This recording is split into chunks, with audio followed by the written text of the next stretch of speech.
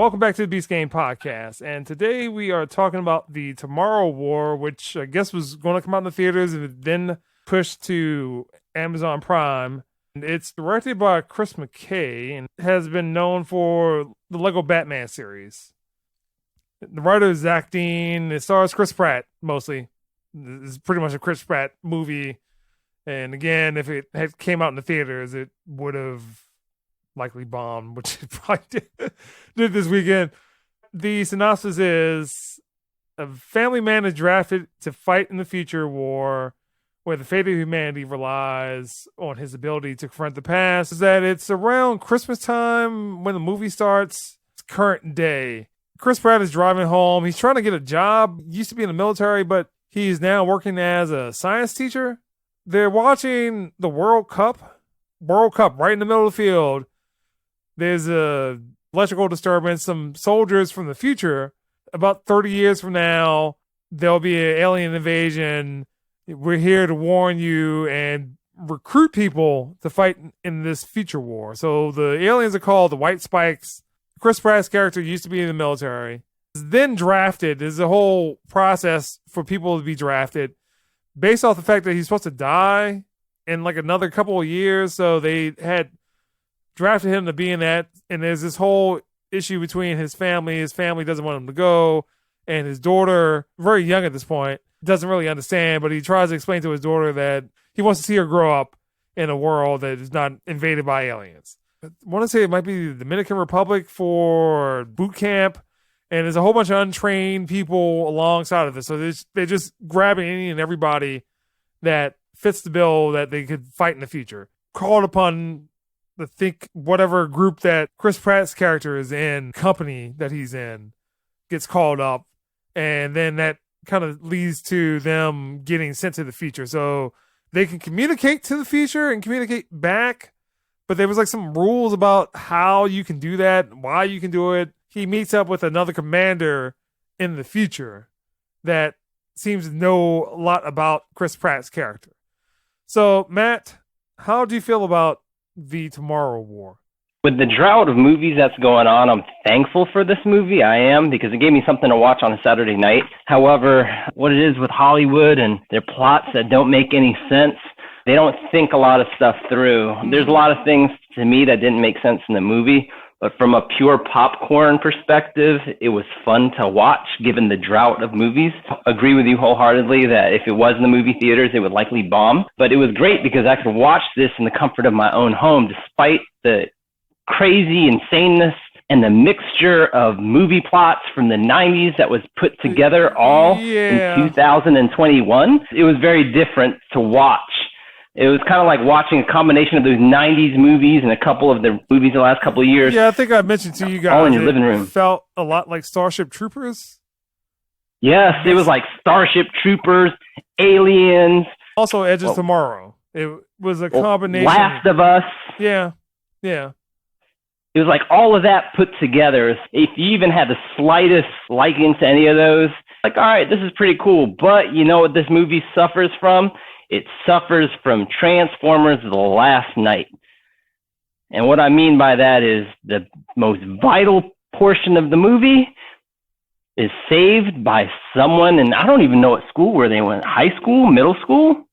I know what you're talking about. Again, and a biology teacher saves them? Because there's two characters like that in this movie. So there's a Hollywood trope about always having a very neurotic, constantly speaking character that nobody pays attention to for most of the movie. They're really only there for comedic effect until they're called upon to be the savior in a certain situation. It also happened in that Kong versus Godzilla, like whatever that thing was. But there's two characters like that. So there's one that is basically aligned with Chris Pratt's character through basic training and the whole mission. And then the one high school kid that you're talking about at the end. But go ahead. I mean, it was entertaining to watch. I think what I don't understand, and I don't know if you want to talk about this now, but like the common sense of it. I mean, with all the retired veterans, I understand that under 1% of the people actually join and serve the military, that you would take school teachers and janitors, take them into the future, and then to me it didn't make any sense that with very little training. Yeah, with very little training to fight a creature that they didn't know about and not even tell them where their weak spots were. Like, you're sending people for suicide. It's essentially what it is. Yeah. It is future suicide that, like, oh, okay, go ahead and fight these people that you know nothing about and who you don't know of any of the weaknesses. The bullet Mags were just going for like way too long. Yeah, nobody's shooting for that long. Yeah, like they held it on the trigger, and honestly, they probably emptied the clip into 10 seconds, and he's going down the stairs, rat-tat-tat-tat, rat-tat-tat. I was like, ugh. And then the consistency of shooting these aliens, in one portion, you're shooting them and their limbs are coming off, and that's towards the end of the movie. Mm-hmm. But in the beginning of the movie, they're just bullet sponges. Yeah, they're not even affected by this. It's just still chasing after them until there's either a shotgun or an axe or something that kills them. Normal guns does nothing early part of the movie. End part of the movie, they just pick them apart. Oh, yeah. Those guns towards the end were tearing stuff up. And I don't know what it is with Hollywood and like, as your point guy, you don't want your point guy with a shotgun unless it's close combat. In this case, it wasn't close. Like that. Because the shotgun will spread out when shot anyways. Great for up close because you're just done. But why would you have him as your point guy when the alien's 20, 30, 50 feet away? It does nothing. I want to say there was one scene, they were running down the hallway, and dude was just buckshotting, spray and pray with the shotgun. And that does not work like that. In normal sense. Like somebody's going to get hit with something. I was thinking of The Last of Us 2 because you hear the sounds. Talking about Transformers, that end part of the movie was ripped from the first or second one because it was that Megatron was already here. Why are we relying on kids to save the world when they have scientists who have decades and decades and decades and decades of experience? And they couldn't figure out that they were already here. Yeah, like, oh, well, it's Russia, and they looked up shit on Google. What? Yeah. Google? Yeah. I mean, it was a great guess, and I get it. Even the guy, they were trying to explain, like, hey, this is here, and blah, blah, blah. And I thought they said it would take 30 years for it to thaw. Yeah. Yeah. So if it would take 30 years to thaw, how come they went there the same day, and then things were fresh? Because that went into the aliens territory. I guess Prometheus territory. Yes, I was thinking that shit too. I was like, Prometheus? Why is it that we keep having all these young people saving the world? Well, Matt, like a high schooler. You have to understand, Matt, that now there's a big push about enabling children the best they can be to be special, and you can make a difference. It's really just a Hollywood trope about, again, having that super intelligent kid that knows too much, that people dismiss, just like we have to have something that they explain it. So let's create a kid that knows too much. The random kid that talks about volcanoes during class the whole time. He's like, I just He's want to the talk one about you go to, not NATO. That was very early on that this one kid, random kid in the class wants to talk about volcano because it's, again, just a writing. We have some continuity between why this happened at the end of the movie because we had put some super intelligent kid at the beginning of the movie, but he was just there. He didn't really serve a point or a part. Yeah, so this movie reminded me of Starship Troopers. Yes, it did. Aliens, Edge of Tomorrow, Jurassic World, that Rampage movie. Rampage, you know what? I didn't even think to look at that. But it does remind me. Yeah, it does. Amalgamation of every plot that could possibly be in a more recent science fiction movie wrapped up in this future plot because the future stuff is important. And they also have to have another character that is also a child be important to the future. Point that I thought the movie had ended. I'm like, all right, movie's over. I thought so too. And then there was like a whole nother like 30 some minutes. I'm like, oh, like why is this going on? 30 minutes. Yeah, I want to say it's maybe one of those Mark Wahlberg Transformers that it started to remind me of. that it just got super silly. So it's basically the Mark Wahlberg Transformers mixed with Prometheus. And that is like really the end of the movie. Transformers, where Megatron was actually already in a glacier somewhere in the Antarctic. That 30 minutes just kind of ruined the movie for me. So after the movie was done, I just sent the text to all the fellas. It was like, yeah, this movie's dumb. This was. But you have to admit, it was something nice and refreshing to watch. No.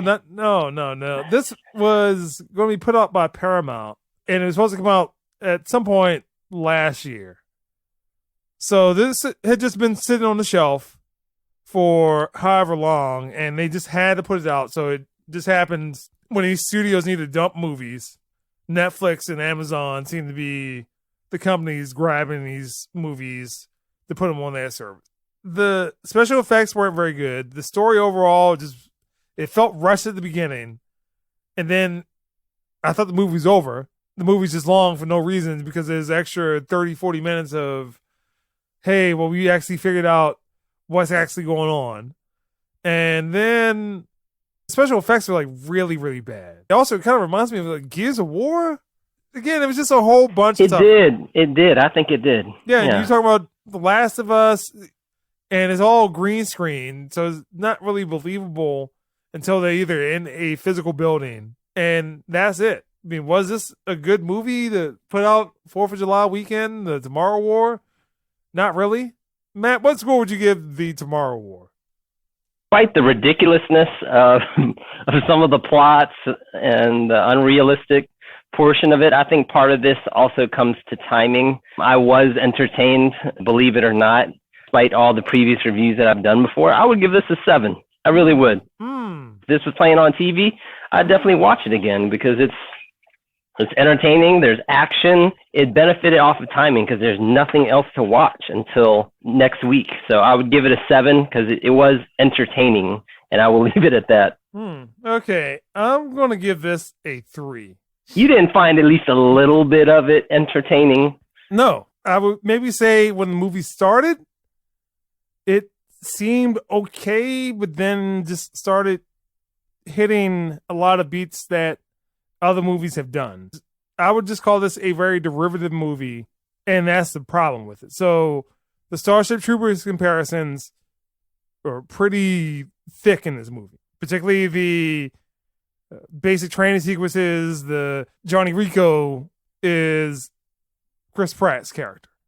The other side of it is more Edge of Tomorrow. Edge of Tomorrow had done the future-ish, hey, something happens, we need to figure it out, but we're doing something with time. Time is the key.